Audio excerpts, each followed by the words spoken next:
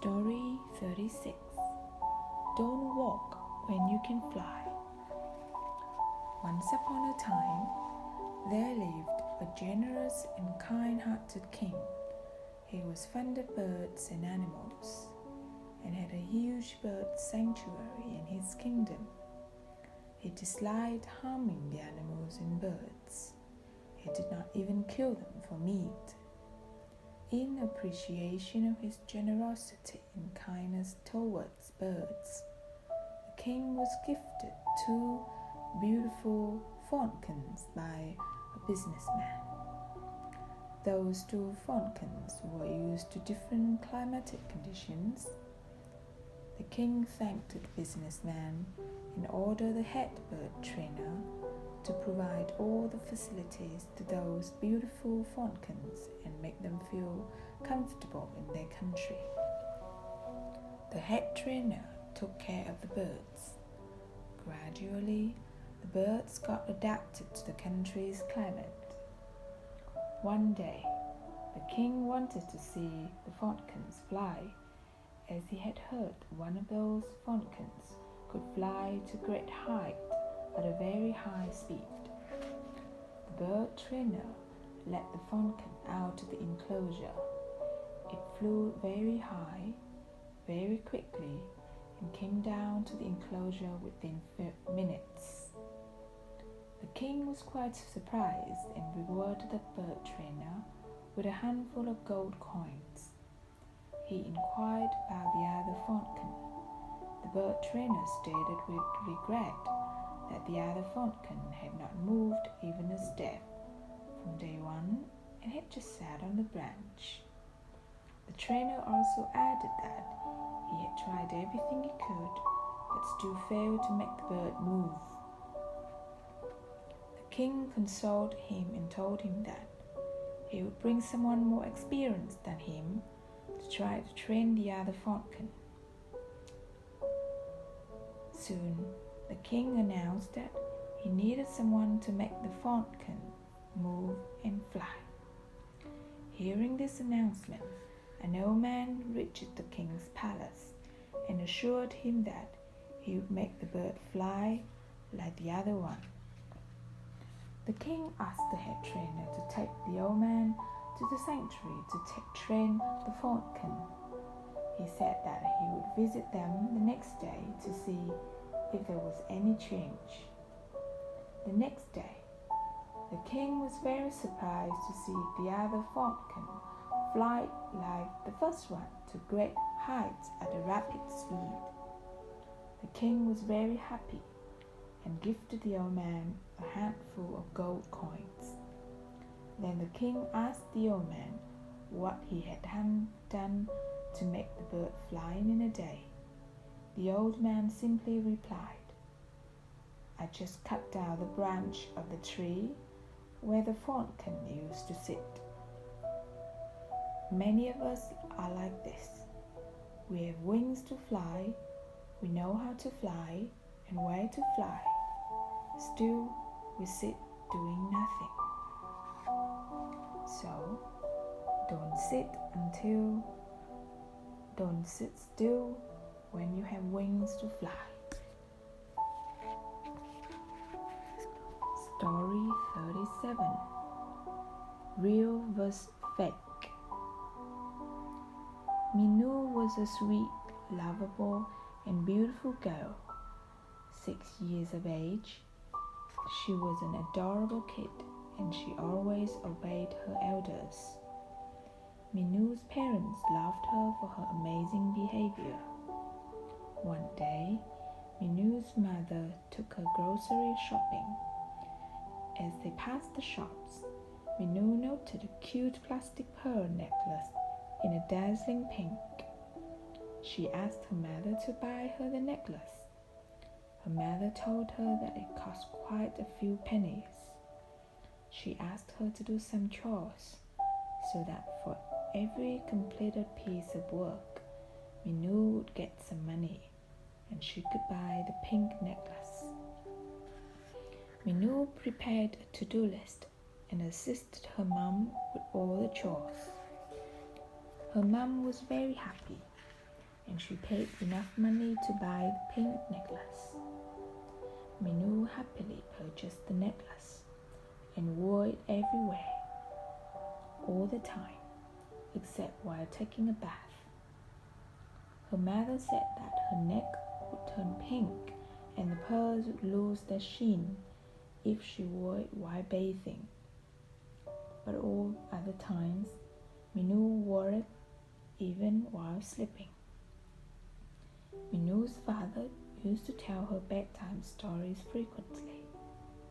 One night, after a story, her dad asked how much she loved him.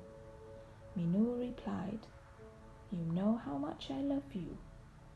Dad asks, Give me your pearl necklace, please."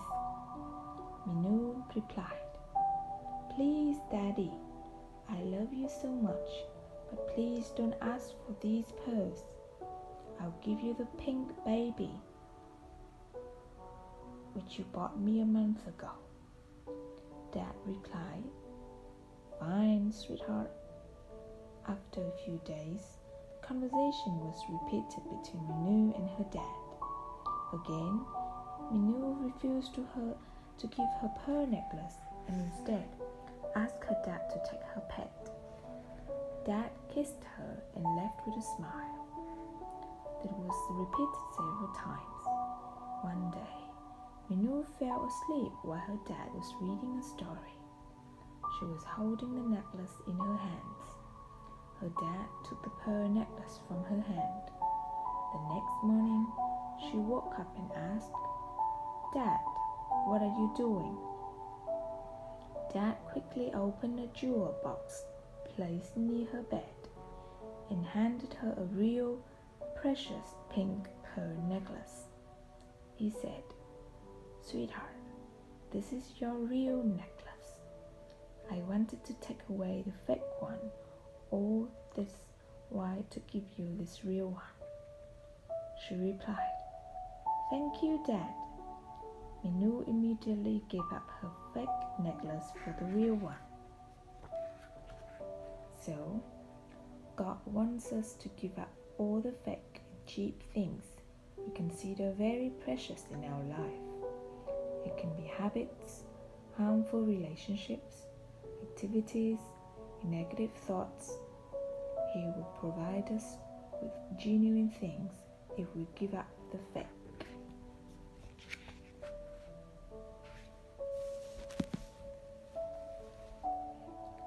Story 38. The Tree and the Travelers. Once there was a huge tree with a broad trunk and innumerable branches right in the middle of a dry land. The tree gave rest and shelter to hundreds and thousands of travelers. Being located near 4 towns and many villages, the tree was an ideal meeting point for travelers. One day, 2 travelers reached the tree after a long walk. Their destination was one of the towns nearby. It was a hot and sunny day, and the travelers were very happy to take a rest under the tree. Exhausted, they slumped under the tree. They slept for a while, enjoying the cool shade and the soft breeze. After a while, one of the travelers got hungry. They had no food for them. The hungry traveler looked up the tree to see if there was any fruit. Finding none, he began to curse the tree. "Oh, this is just a useless tree, and it has nothing to feed us, not even a fruit or any nuts. It is of no use." The other traveler comforted him and asked him to stay cool. However, the hungry man continued cursing the tree. The tree, which could not tolerate the cursing words of the traveler, said in a sad yet strong voice, "You can't be so ungrateful to me. Just think of your condition when you reached here in the hot and dry sun. I offered you a cool, and comfortable place to rest and sleep with a soothing breeze. If I was not here, you would have died by now. I saved your life from the hot sun, but you humiliate me." The traveler realized his mistake and apologized to the tree. So, be grateful for your blessings.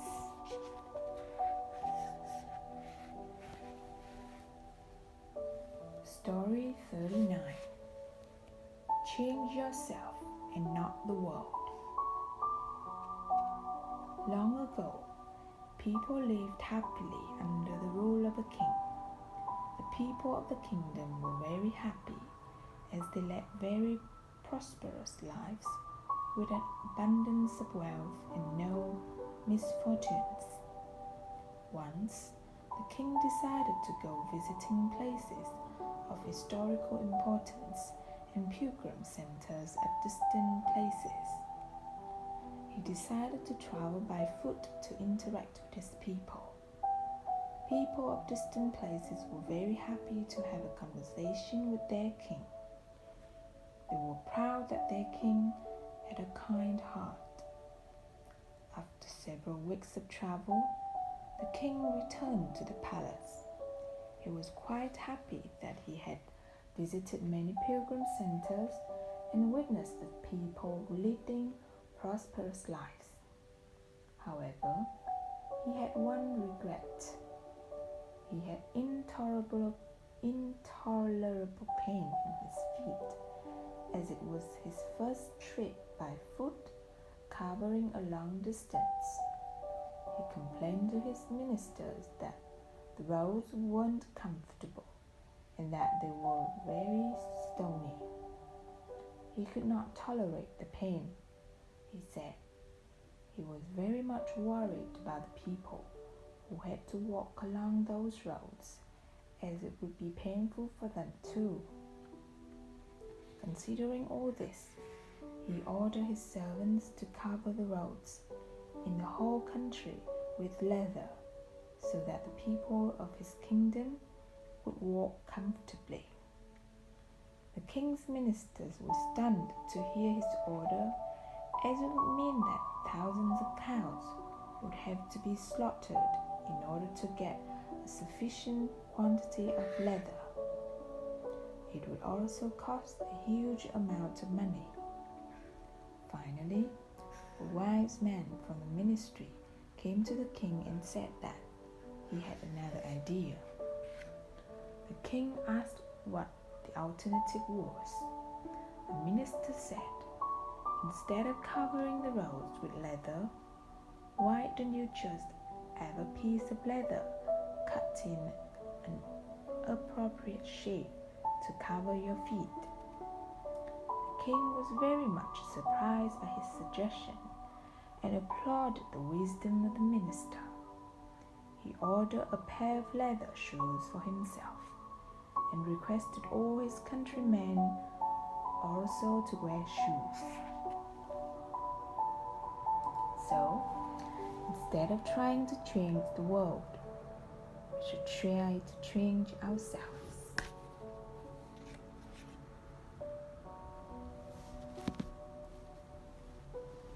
Story 40. Think before you speak. It was a sunny day, but the climate was enjoyable. Everyone in the railway station was waiting for the train to arrive. Among the crowd, there was a group of friends, youngsters who were on vacation. It was a busy station with juice shops, restaurants, cafes, newspaper shops, and restaurants. The announcement about the arrival of the train was made, and everyone prepared to get into the train to find their seats. The group of friends made loud noise to welcome the train as it entered the station. They ran to get their reserved seats before anyone could get into the train. The empty seats were filled and the train whistled. An old man with a young boy aged around 15 years came running to catch the train. They entered the train and the train started to move. They had their seats adjacent to the friends group. The young boy was so surprised to see everything. He exclaimed to his father, "Dad, the train is moving and things are moving backwards." His father smiled and nodded his head. As the train started moving fast, the young boy again screamed, "Dad, the trees are green in color and run backward very fast." His father said, "Yes, dear," and smiled. Just like a kid, he was watching everything with great enthusiasm and happiness. A fruit seller passed selling apples and oranges. The young boy told his dad, "I want to eat apples." His father bought him apples. He said, "Oh, apple looks sweeter than it tastes. I love this color." The group was watching all the activities of this boy and asked the boy's father, "Is your son having problems? Why is he so strange?" A friend from the group made fun of him and shouted, "His son is mad, I think." The father of the young boy patiently replied to the group, "My son was born blind. Only a few days ago, he was operated on and got his vision. He's seeing things in his life for the first time." The young friends became very quiet and apologized to the father and his son. So, think before you speak.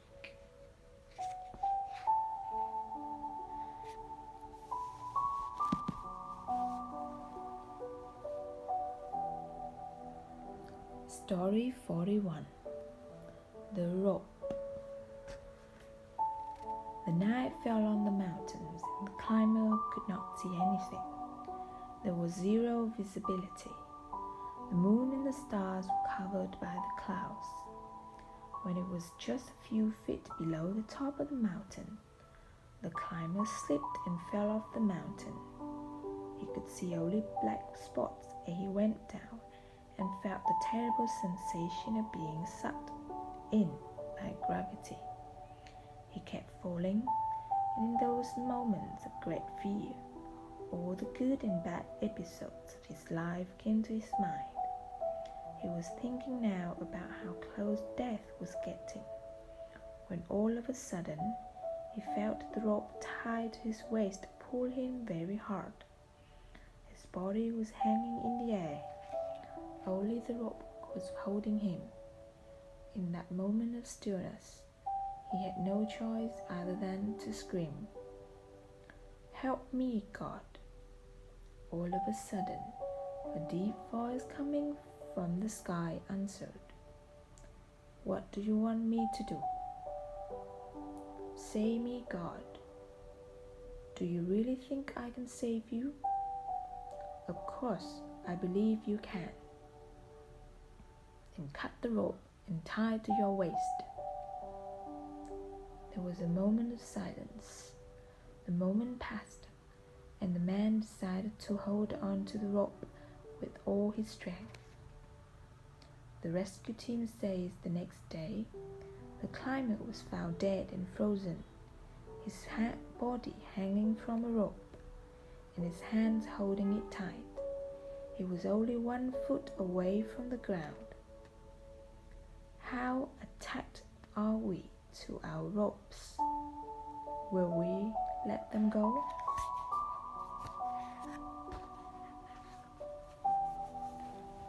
So, we should have enough faith to cut the rope, if that is what God tells us to do, even when it seems to be the most foolish thing to do.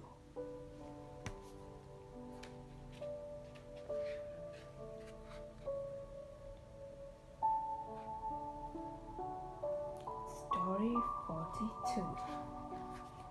parable of the pencil.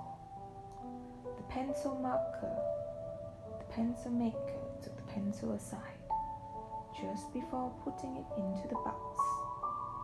There are 5 things you need to know, he told the pencil, before I send you out into the world.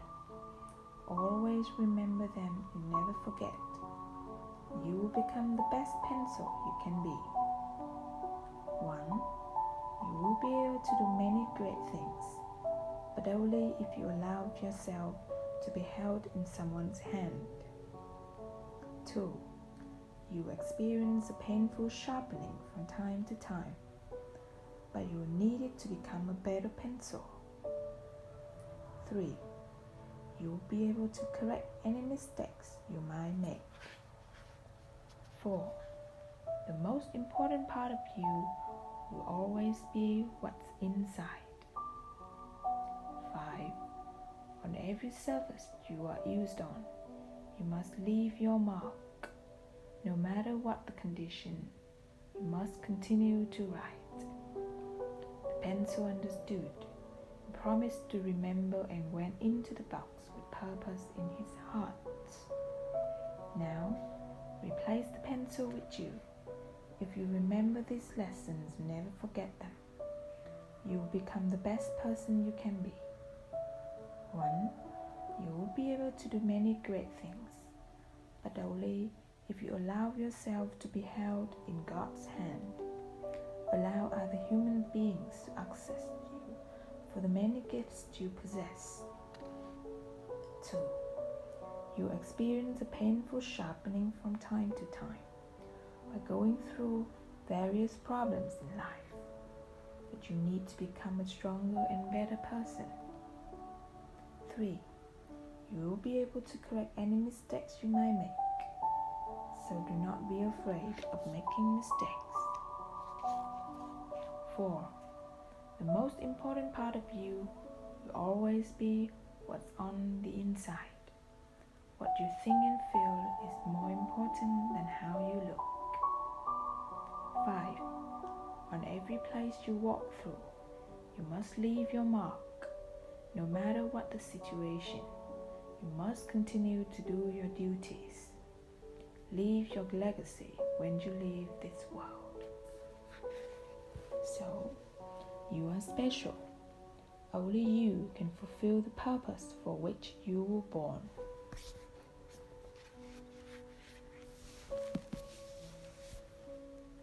Story 43. The Devoted Mother. A mother duck and her little ducklings were on their way to a lake one day. The ducklings were very happy following their mother and quacking along the way. All of a sudden, the mother duck saw a fox in the distance. She was frightened and shouted, "Children, hurry to the lake, there's a fox." The ducklings hurried towards the lake. The mother duck wondered what to do. Then she began to walk back and forth, dragging one wing on the ground. When the fox saw her, he became happy. He said to himself, "It seems she's hurt and can't fly. I can easily catch and eat her." He ran towards her. The mother duck ran, leading the fox away from the lake. The fox followed her. Now he wouldn't be able to harm her ducklings. The mother duck looked towards her ducklings and saw that they had reached the lake. She was relieved, so she stopped and took a deep breath. The fox thought that she was tired and came closer, but the mother duck quickly spread her wings and rose up in the sky. She landed in the middle of the lake, and her ducklings swam to her. The fox stared in big disbelief at the mother duck and the ducklings. The mother duck had tricked him cleverly. Now he could not reach them because they were in the middle of the lake. So, mothers would do anything to protect their children. should do everything we can to show them we appreciate them. Story 44. The Stranger in the Garden. Once upon a time, there was a man who had a big garden. He had planted many fruit trees and cared for them till they bore fruits. Now, he wanted to harvest the fruits and sell them to make money for his family. One fine day, while picking fruits with his son, the man saw a stranger sitting on the branch of a tree and picking fruits. The man became angry and shouted, "Hey you, what are you doing on my tree? Aren't you ashamed of stealing?" The stranger sitting on the branch looked at the gardener, but didn't reply and continued picking the fruits. The gardener was very angry and shouted again, "For a whole year I have taken care of those trees. You have no right to take the fruits without any permission. So come down at once." The stranger on the tree answered, "Why should I come down? This is the garden of God and I'm the servant of God, so I have the right to pick these fruits. You should not interfere with the work of God and His servant."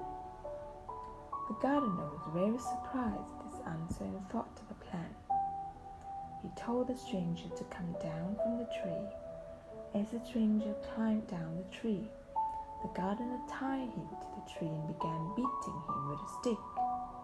The stranger screamed, "Why are you beating me? You have no right to do this." The gardener paid no attention and continued beating him. The stranger screamed, "Don't you fear God? You are beating an innocent man." The gardener answered, "Why should I fear? This wood in my hand belongs to God, and I am the servant of God. You shouldn't interfere with the work of God and His servant." The stranger hesitated and then spoke, "Wait, don't beat me. I am sorry for taking the fruits. This is your garden. I should seek your permission before taking the fruit. So please forgive me and set me free." The gardener smiled and said, "Don't use God's names to justify your ill-conceived actions." Then the gardener untied him and let him go free. So, never justify your actions with God's name.